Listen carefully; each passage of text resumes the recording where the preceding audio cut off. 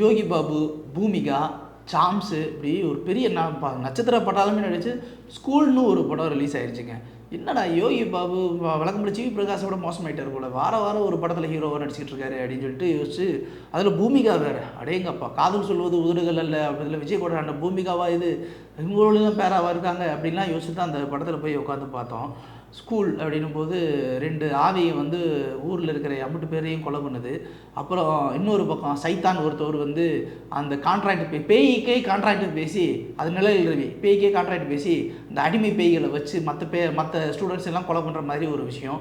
அப்புறம் ஒரு புத்தகத்தை வந்து பகவதி பெருமாள் பிரின்சிபலாக இருக்கிற ஒரு புத்தகத்தை வச்சு ஒரு விஷயம்னு சொல்லிட்டு கதையை என்னமோ உலகத்திலே யாருமே சொல்லாத கதையை நாங்கள் சொல்கிறோம்டா, இந்த குழந்தைகள்லாம் சைல்டு அப்யூஸ் பண்ணுறாங்க, ட்ரக் அப்யூஸ் பண்ணுறாங்க அப்படின்னு நிறைய விஷயங்களை திணிச்சு ஏதோ ஒன்று பண்ணுறோம், கிட்ஸுக்கு ஊக்குவிக்கிற மாதிரியான ஒரு படம் பண்ணுறோம் அப்படின்னு சொல்லிட்டு எதுவுமே உருப்படியாக இல்லை, எந்த ஒரு கண்டென்ட்டுமே உருப்படியாக இல்லை.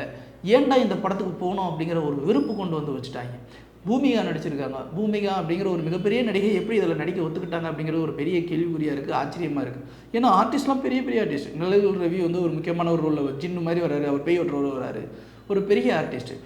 2 ஸ்கூல் பசங்களாம் நடிக்கிறாங்க. அவங்களாம் வந்து பேசும்போது வந்து அந்த மாதிரி ஆவியாக வராங்க, நாங்கள் ஏன் ஆவியாக அடுத்தவங்க உடம்புக்குள்ளே புகுந்தோம் அப்படின்னு ஒரு காரணம் சொல்கிறாங்க, இவங்கெல்லாம் தடுக்கிறதுக்காக போராடிக்கிட்டு இருக்கோம் அப்படின்லாம் ஒரு விஷயங்கள்லாம் சொல்கிறாங்க. ரைட்டு, எல்லாமே ஓகே. இதில் யோகி பாபு என்ன பண்ணுறாருங்கிறது இது வரைக்கும் புரியவே இல்லை. யோகி பாபு ஒரு வாத்தியாராக வர்றாரு, அங்கே இங்கே நிறையா விஷயங்கள்லாம் பேசுகிறாரு, எதுக்குன்னு தெரியல. இப்போலாம் ரீசெண்ட் டேஸாக யோகி பாபுவோட படங்கள் பெருசாக எதுவுமே ஓடுறதும் இல்லை, நல்லாவும் இல்லை. யோகி பாபு ஏன் வந்து இப்படி கிடைக்கிற படத்துலலாம் நடிக்கிறாருங்கிறதும் தெரியல. போகிற பஸ் ஸ்டாப்லலாம் ஏறி இறங்கி போகிறாரு போல். நமக்கு வந்து மார்க்கெட்டு இருக்குது அப்படின்றதுக்காக நம்ம கிடைக்கிற படத்துலலாம் நடிச்சிட்டோம் அப்படின்னா நாளைக்கு மார்க்கெட்டு இல்லை அப்படின்னும் போது வந்து அது நமக்கு ஒரு பெரிய வெறுமையும் தனிமையும் கொடுக்கும்.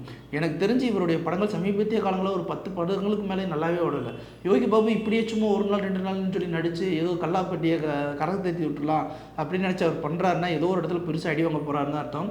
இது எனக்கு தெரிஞ்சு ஆரோக்கியமான ஒரு விஷயமாகவும் தெரியல. யோகி பாபு படம் நம்பி உள்ள மக்கள் வராங்க, ஆனால் அந்த படத்தில் எதுவுமே இல்லைன்னும் போது ஒரு பெரிய ஏமாற்றத்தை சந்திச்சுட்டு போகிறாங்க.